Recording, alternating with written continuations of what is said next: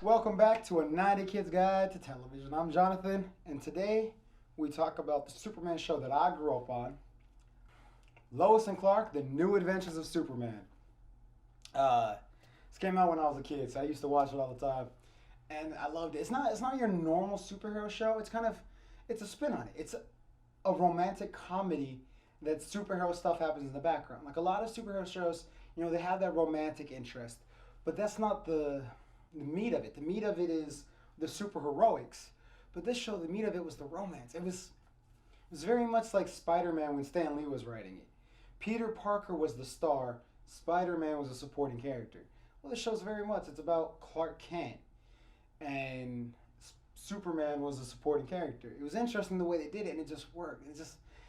I think a large part of it rested on Dean Cain and Terry Hatcher and their chemistry because they just fit so well together. The bickering, the romance, all of it. You buy them as a couple. You buy them as she can't stand him.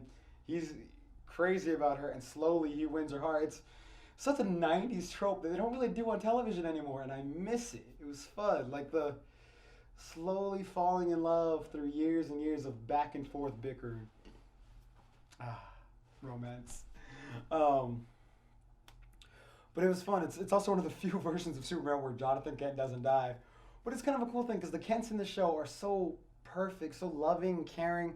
I think they're some of television's best parents. And you buy that Superman is Superman because of these two parents. Like the way they raised him and the values they gave him, you believe that he would grow up to be this great, outstanding guy.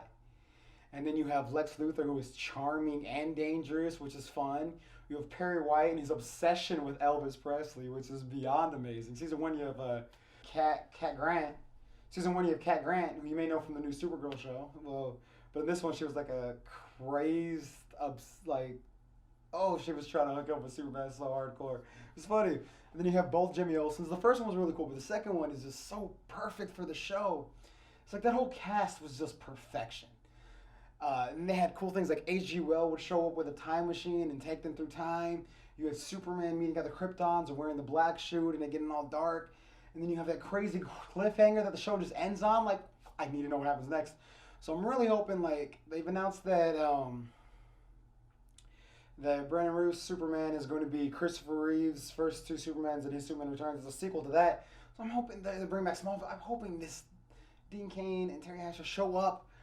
They've both been on Supergirl before, so I'm hoping they show up in the Arrowverse and we get conclusion to that storyline as well because that would just be amazing. But if you haven't seen the show, you definitely need to check it out. Till next time, I'm Jonathan. It's the 90 Kids Guide to Television. Give us legends.